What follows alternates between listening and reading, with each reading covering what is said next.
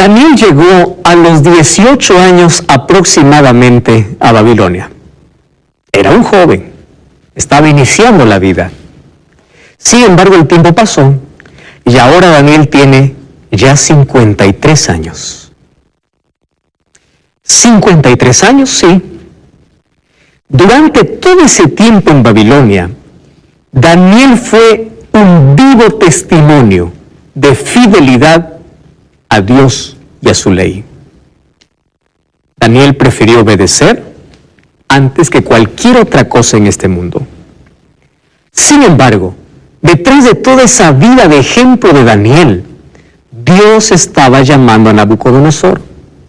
Dios quería salvar a Nabucodonosor. La pregunta es, ¿cuánto tiempo Dios va a esperar para que un ser humano se convierta? ¿1 año? ¿5 años? ¿10 años? ¿Sabes cuánto tiempo Dios esperó a Nabucodonosor? 35 años y él todavía no se... ¿Existirá algún caso perdido para Dios? ¿Dios seguirá queriendo salvar aún al mayor asesino de este planeta? Son preguntas que responderemos aquí en nuestro programa.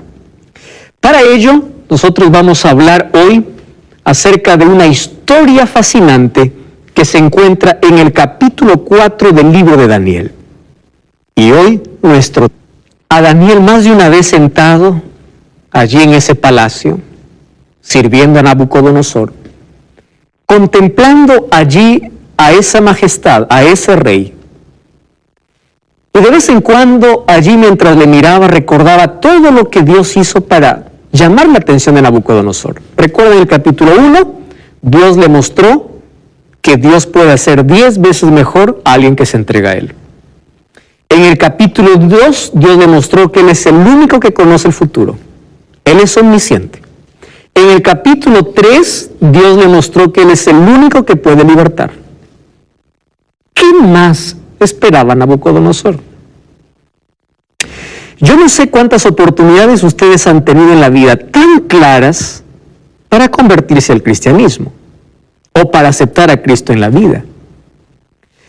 Nabucodonosor tuvo tantas maravillas delante de sus ojos. Sin embargo, les digo algo. Aquel que no sabe aprovechar las oportunidades tiende a endurecerse cada vez más. Y este es el mayor peligro de jugar con el Espíritu Santo. Muchos de ustedes vienen con un conocimiento cristiano. Muchos de ustedes han escuchado cientos de sermones en sus vidas. Muchos de ustedes ya han escuchado un mensaje directo y más de una vez ustedes tuvieron el deseo de tener un compromiso serio con Dios. Pero ustedes simplemente postergaron. Hay un riesgo. ¿Cuál es ese riesgo? La próxima vez tu corazón está más endurecido. Ese es el riesgo.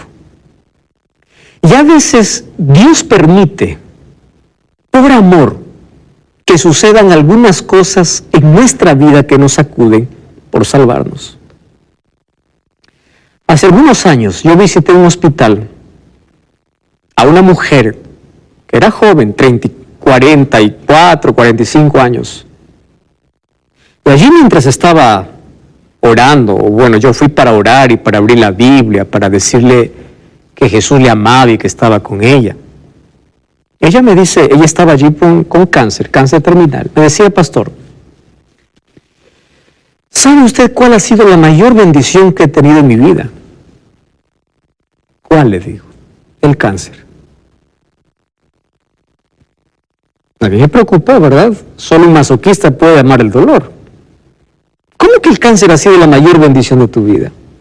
Y ella me decía así, mire pastor, antes del cáncer, yo no oraba. Yo no abría la Biblia. Yo llevaba una religión rutinaria.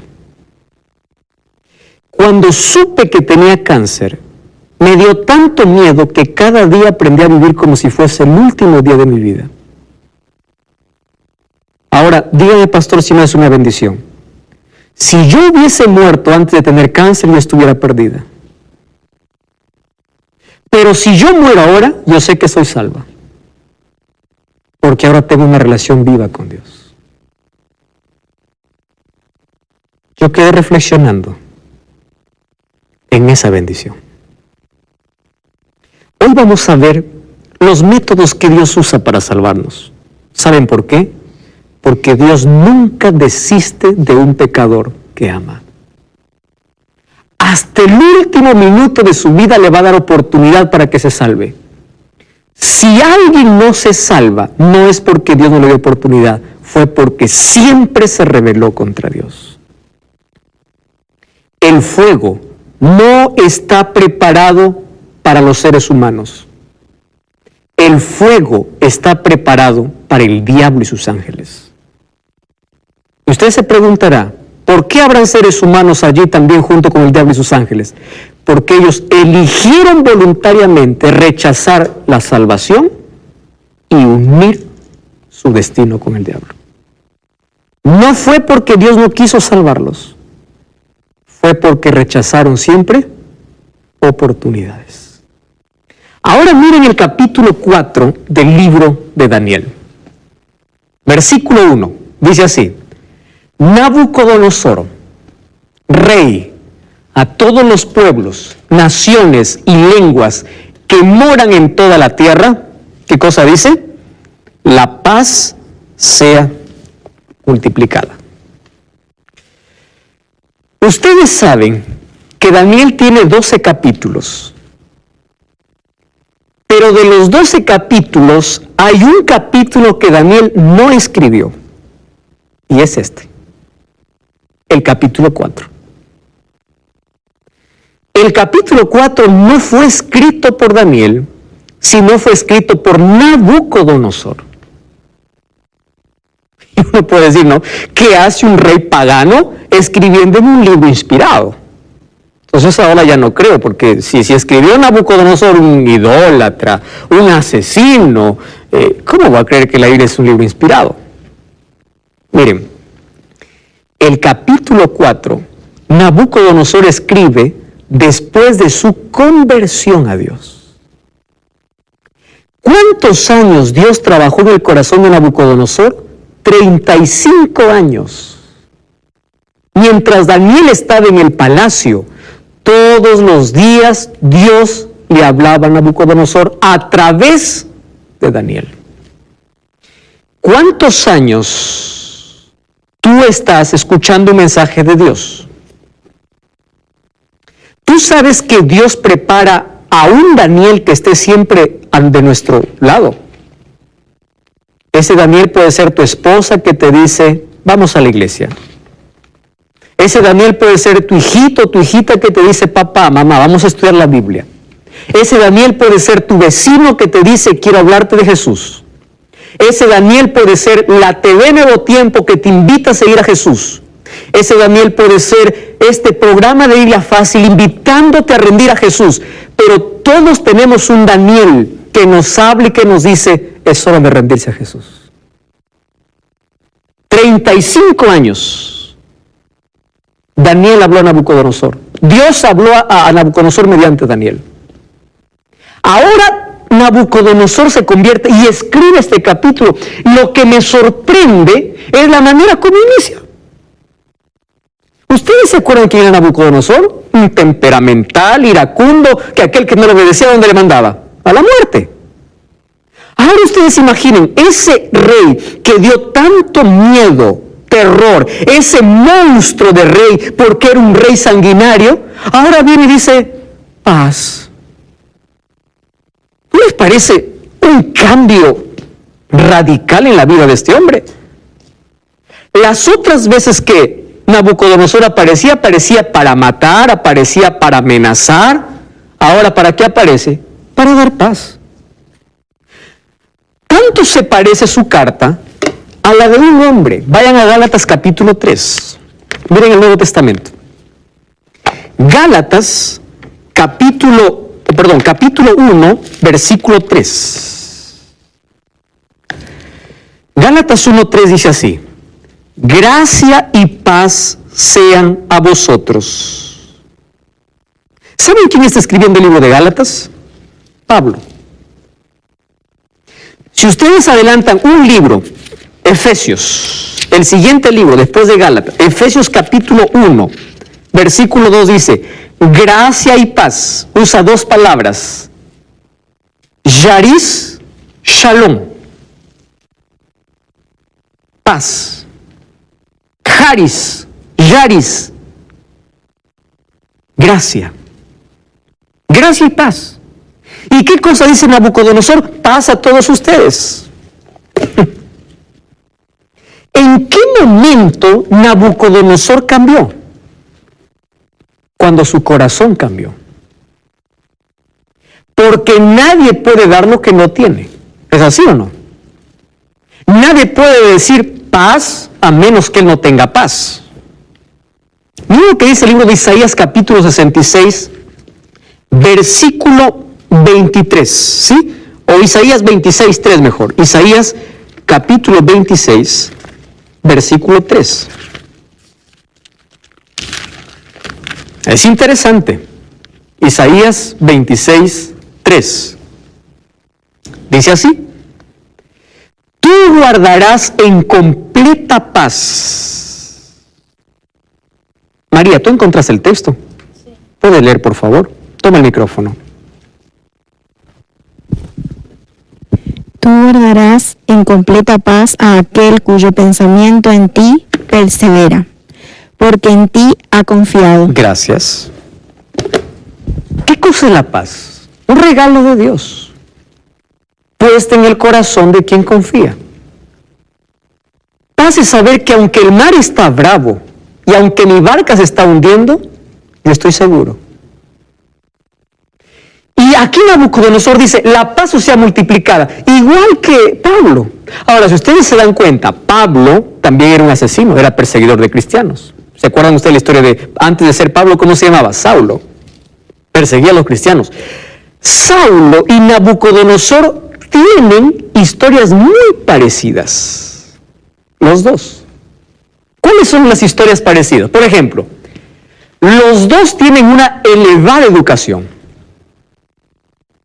Los dos eran respetados. Los dos persiguieron a los fieles de Dios. Pablo persiguió a los primeros cristianos. Nabucodonosor aquí quería matar a los cristianos. Un poder sobrenatural cambió sus vidas. Ustedes se acuerdan cuando Saulo estaba yendo a Damasco y allí se le apareció una luz en el camino y le dijo, Saulo, Saulo, ¿por qué me persigues? Y allí le dice una expresión interesante, le dice, duras cosas te es dar contra el aguijón. Es decir, cuando rechazas a Dios te estás golpeando a ti mismo. Estás luchando con alguien que no puedes. Es mejor rendirse. Ustedes saben que nos han enseñado siempre a no rendirse. Y le voy a decir algo, nunca se rindan en ningún aspecto de la vida. Pero si hay que rendirse, hay que hacerlo en el lugar correcto, a los pies de Cristo. Cuando te rindes a Cristo, ganas. Interesante. Cuando te rindes ante otros asuntos de la vida, pierdes. Pero si te rindes a Cristo, ganas. Pablo se rindió y dijo, ¿quién eres, Señor? Yo soy Jesús. ¿Y qué le preguntó? ¿Qué quieres que haga? Interesante. Ándate a la ciudad, yo te voy a decir qué tienes que hacer. Nabucodonosor se rindió también a Dios. ¿Pero cómo? Saulo tuvo que caer de su caballo, experimentar el golpe, lamer el polvo de la tierra para reconocer ¿a quién? A Dios. ¿Y qué pasó entonces con Nabucodonosor? Él comienza a contar su historia. Nabucodonosor, o allí Daniel capítulo 4, versículo 4. Eva, ¿puedes leer, por favor? Yo, Nabucodonosor, estaba tranquilo en mi casa y floreciente en mi palacio. Genial, gracias. ¿Quién es escribiendo ese capítulo? Nabucodonosor. ¿Qué cosa está contando? La historia, cómo Dios trabajó con él. Y dice, yo un día, dice, ¿no? Estaba allí tranquilo en mi casa, floreciente en mi palacio, y tuve un sueño que me espantó. Allí mientras estaba en la cama, las imaginaciones y visiones de mi cabeza me turbaron. Y el versículo 6, ¿qué cosa dice? ¿Puedes leer, por favor, Daniel, versículo 6? Toma el micrófono. Daniel capítulo 4, versículo 6. Dice: Por eso te mandé que viniera delante de mí todos los sabios de Babilonia, para que nos tracen en la interpretación del sueño. Y el siguiente versículo dice: ¿vinieron quiénes? Magos, astrólogos, caldeos y adivinos. ¿A qué les hace recordar esta escena? Al capítulo 2. ¿Se acuerdan que en el capítulo 2 también tuvo un sueño? ¿A quién mandó llamar Nabucodonosor? Ahora les pregunto, ¿cuántos años han pasado desde el segundo sueño, o desde el capítulo 2 hasta el capítulo 4? Han pasado más de 30 años y Nabucodonosor aún no aprendió la lección. ¿Cuántas veces nosotros no aprendemos la lección de nuestros errores y repetimos la misma historia? ¿Por qué Nabucodonosor dice, ya, me olvido de ustedes, venga Daniel, porque Daniel tiene revelación de Dios? En lugar de buscar a Dios por medio de Daniel, ¿a quién busca? A sus sabios. Mire lo que dice. Versículo 8. Víctor, ¿puede leer Daniel capítulo 4, versículo 8? Hasta que entró delante de mí Daniel, cuyo nombre de la bestia, de Baltasar, disculpa, como el nombre de mí, Dios, y en quien mora el espíritu de los dioses. Santo contaré. Excelente. Solamente hasta allí. Ellos vinieron hasta que entró ¿quién? Daniel. ¿Qué Daniel? Como para que no se confunda. El que tiene el nombre de Belsasar como el nombre de mi Dios. Ojo, que él está contando la historia de su conversión. ¿Está bien? Pero acá hay algo interesante. ¿Qué cosa dice? En este Daniel es diferente. Porque este Daniel, ¿qué cosa tiene? Otro espíritu. ¿De qué está hablando? Un cristiano, querido, tiene que demostrar ser cristiano en el lugar donde está. Espero que el jefe donde tú trabajas pueda decir, él tiene un espíritu diferente. Mientras todos hablan a mi espalda, él viene a mi oficina para hablar. Ojalá que tus hijos puedan decir, mi padre es un cristiano diferente. Ojalá que tus vecinos puedan decir, mi vecino es un cristiano diferente. Porque no existe manera de ocultar cuando tienes a Cristo en el corazón. No hay manera. Marca la diferencia. Este Daniel es diferente. Él entró. Belsasar, jefe de los magos, que yo he entendido que en ti hay un espíritu de dioses santos, ningún misterio se te esconde, ahora interprétame la visión. Solo que aquí hay una diferencia. ¿Cuál es la diferencia? En Daniel 2 no se acordaba del sueño. En Daniel 4 sí se acuerda. Y le dice, mira, yo te voy a contar mi sueño. Versículo 10. Estas fueron las visiones de mi cabeza mientras estaba allí, ¿dónde? En mi cama. Vamos a seguir leyendo. Nicolás, tú puedes leer el versículo 10, la última parte, donde dice, me parecía ver en medio de la tierra un árbol cuya altura era grande.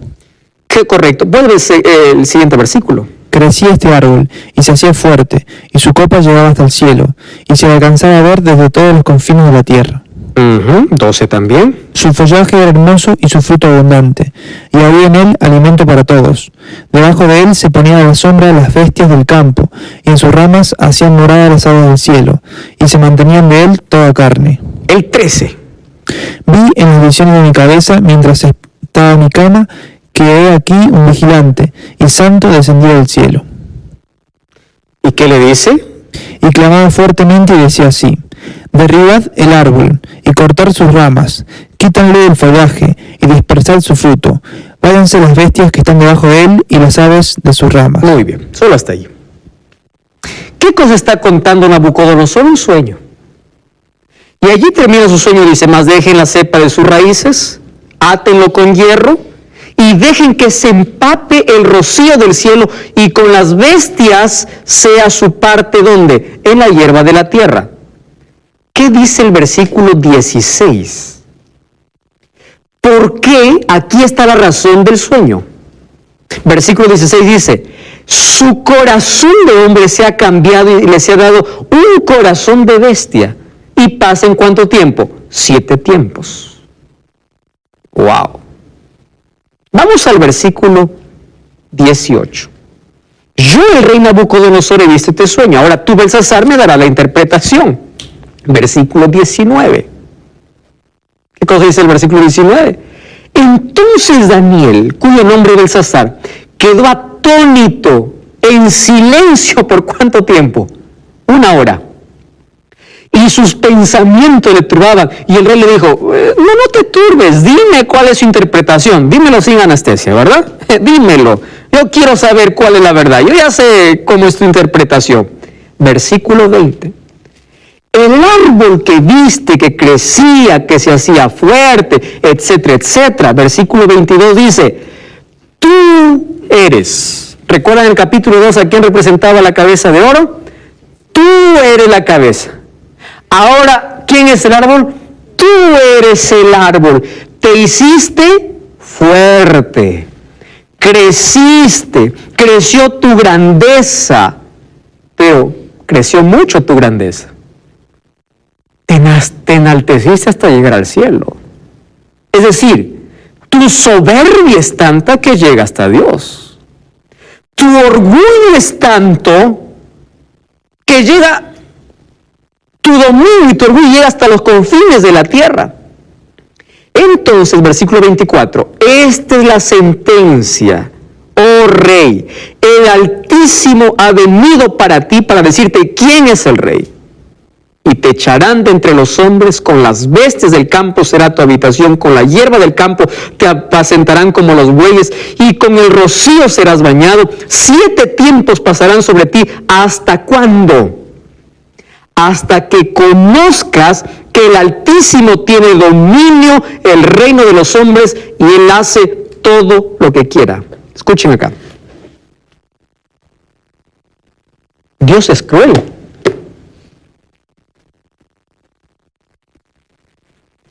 ¿Cuántos son padres aquí?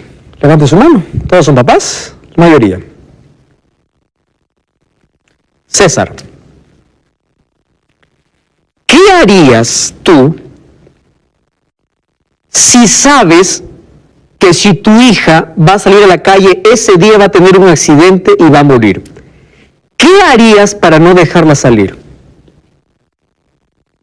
De todo. ¿Hasta qué punto llegarías? Rogarle y hasta castigarle, porque tú sabes que se va a morir. Correcto. Escucha acá. ¿Qué cosa estaba destruyendo la vida de Nabucodonosor? El orgullo, la soberbia. Y si él continuaba de esa manera, ¿dónde iba a terminar? Perdido. Entonces Dios, por salvar a Nabucodonosor de algo que le estaba destruyendo, prefirió que él pueda tener una enfermedad, porque sabía que en la enfermedad él reconocería a ese Dios. Ese es el Dios de amor. Un Dios que va a hacer todo para salvarte. Un Dios que llama tu atención. Un Dios que quiere tu salvación. Y si es necesario que en algún momento tengas que sufrir, pero si allí vas a reconocer a Dios, Dios lo va a permitir. ¿Sabes por qué? Porque aquello que no aprendemos en la prosperidad, a veces lo aprendemos en la adversidad. Estamos hablando acerca de la conversión de Nabucodonosor. Y allí nosotros encontramos que Dios permite una enfermedad en Nabucodonosor con un fin. ¿Cuál es la finalidad? Que Nabucodonosor no pueda perderse. Ahora, miren lo que dice el capítulo 4, ahí el versículo 27. ¿Saben qué cosa es lo que me gusta? de este Dios justo, santo y amoroso que tenemos. Miren el versículo 27. Por tanto, oh rey, ¿qué cosa le dice Daniel? Acepta mi consejo. Le está haciendo un llamado. Rey, escúchame. No ignores esta voz. Redime tus pecados con justicia, tus iniquidades, haz misericordia con los oprimidos, pues tal vez será eso una prolongación de tu tranquilidad. Le está diciendo, mira, lo que Dios te ha mostrado es solo una advertencia. Pero si tú te arrepientes, si tú cambias, si tú te rindes, entonces tú vas a estar tranquilo. Ahora, ¿cómo es el ser humano cuando escucha un llamado de Dios? En ese momento se estremece, dice, sí, voy a cambiar, está bien, a partir de hoy soy una nueva persona. Genial. Miren cuánto tiempo pasó, versículo 29. Al cabo de 12 meses, ¿cuánto tiempo pasó? 1 año. Ahora les pregunto, ¿Nabucodonosor siguió el consejo de Daniel? No. Miren lo que ocurre en el versículo 29. Al cabo de 12 meses, ¿qué cosa dice? Yo estaba paseando, ¿dónde? En mi palacio. Es el palacio real de Babilonia. Entonces el rey dijo, ¿no es esta la gran Babilonia que yo edifiqué para casa real? ¿Con qué? Con la fuerza de mi poder, para mi gloria, para mi majestad. ¿Qué cosa se creía? Dios. Ahora escuchen algo. Lo que él está diciendo, él está sacando todo lo que tenía en su corazón y la capacidad que él tenía. Se dice que entre los reyes del antiguo cercano oriente no existió un mejor rey constructor que Nabucodonosor. No existió mejor rey que este.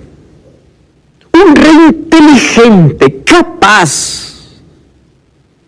Pero ¿qué cosa le destruía? El orgullo. Puede ser que yo esté hablando hoy para alguien que se cree muy inteligente como para no abrir la Biblia y decir esto no es para mí. Hay tanta gente que se siente tan capaz que desprecia la palabra de Dios. Hay tanta gente que se atreve a decir que la Biblia es para ignorantes y para ociosos. Ten cuidado con aquello que llamas tu capacidad, tu gloria, tu inteligencia, tu poder. Ten cuidado con los títulos que exhibes en la pared. Si es para ayudar, para servir, genial, qué bien, que Dios te bendiga. Pero si es solamente para relucir tu capacidad y para humillar a los demás, ten cuidado. Porque la Biblia dice, Dios resiste a los soberbios y da gracia a los humildes. Él dice, esta es la gran Babilonia que yo construí. Versículo 31. Mira lo que dice el versículo 31. Aún estaba hablando la palabra en mi boca cuando vino una voz del cielo que dice, a ti se te dice, rey Nabucodonosor, el reino se te es quitado, de entre los hombres te arrojarán, con las bestias del campo será tu habitación, como a los bueyes te apacentarán, pasarán 7 tiempos, la palabra tiempos aquí equivale a 1 año, 7 tiempos pasarán sobre ti, hasta que reconozca la misma palabra de ¿qué? De la visión. Versículo 33 que dice, en la misma hora se cumplió la palabra sobre Nabucodonosor. Y fue echado entre los hombres, comía hierba como los bueyes, su cuerpo se empapaba del rocío del cielo, hasta que su pelo creció como plumas de águila y sus uñas como las de un ave. Ustedes saben que esta es una enfermedad que existe hasta hoy. Esto es un asunto clínico, un asunto que los médicos tienen que curar a las personas que tienen este tipo de trastorno mental. Ahora, en investigaciones que se han hecho, existe una enfermedad que se llama licantropía clínica. Otros lo llaman boantropía. ¿En qué consiste? En que la persona piensa que es un animal y se comporta como un animal. Eso es un tipo de locura. Entonces la persona actúa, se deja crecer las uñas, se descuida, se hace crecer el pelo, se mira al espejo y es un animal, imita a los animales. Y Nabucodonosor llegó al punto de ¿qué? De irse incluso a dormir con los animales. Ustedes saben que hay registros que fueron encontrados. Hoy la arqueología puede dar evidencia de eso, donde los documentos extrabíblicos hablan de que el rey de un momento a otro desapareció, confirmando aquí lo que dice la Biblia. Aquella majestuosidad, aquel poder, aquel orgullo se vino por los suelos y se fue hasta parar a ser como un animal. Ahora fíjense una cosa. Cuando Nabucodonosor estaba en el trono, se creía que era el rey de todo y que él estaba por encima de Dios.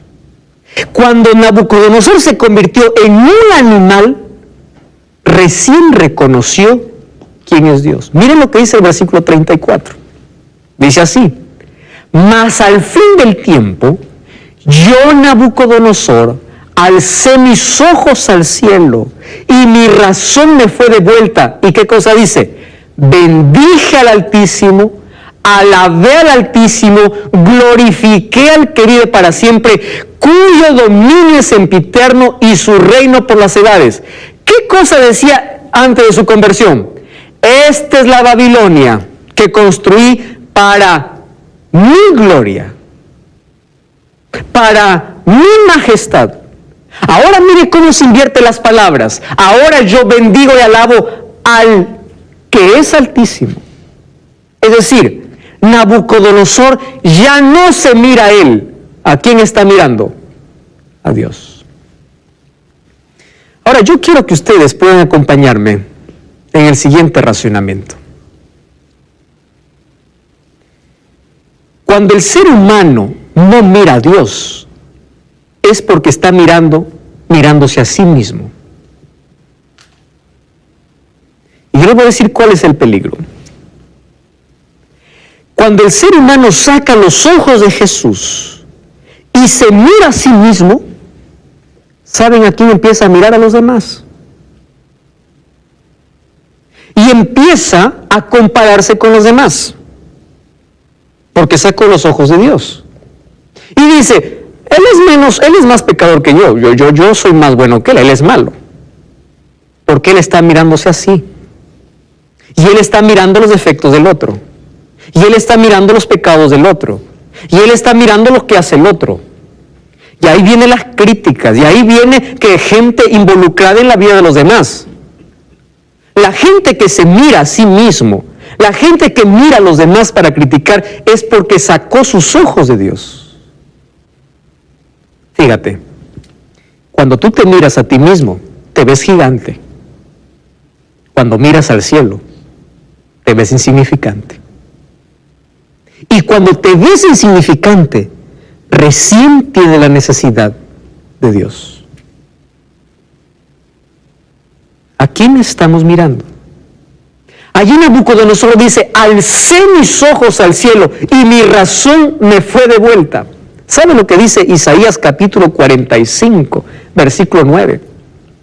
Allí dice así, ay del que pleitea con su hacedor.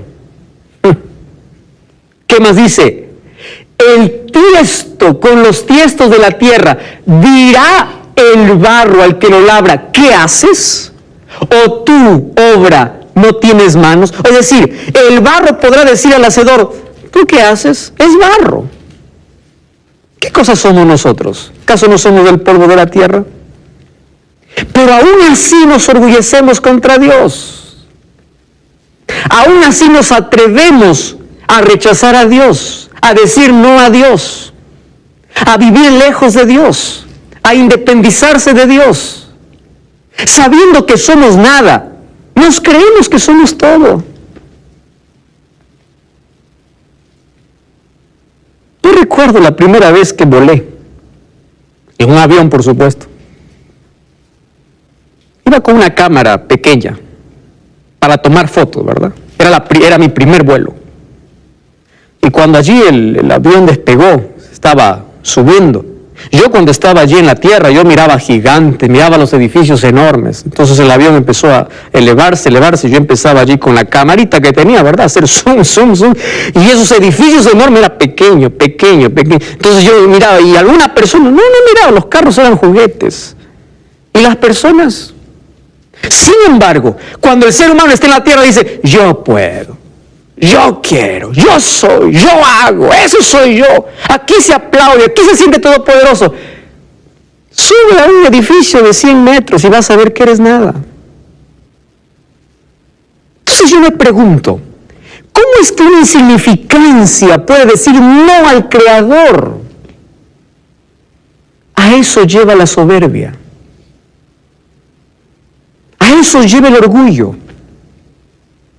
Hacerte sentir todopoderoso, al autoengaño, a decir que estás feliz sin Cristo, sin Dios, cuando tú te estás engañando a ti mismo, a decir que estás bien tras las luces, tras el licor, tras la droga, cuando en el fondo eres infeliz y vacío. A eso te lleva toda tu suficiencia, a decir que lejos de Dios puedes estar bien cuando no lo estás. Cuando levanté mis ojos al cielo, allí me di cuenta, y hay un texto que a mí me gusta mucho, Job capítulo 9, versículo 4. Ojo que este texto no es una amenaza, es una advertencia. ¿Y en qué consiste la advertencia? Dice así, Él es sabio de corazón y poderoso en fuerzas. ¿De quién está hablando? De Dios. Y dice así, ¿quién se endureció contra él y le fue bien? ¿Quién?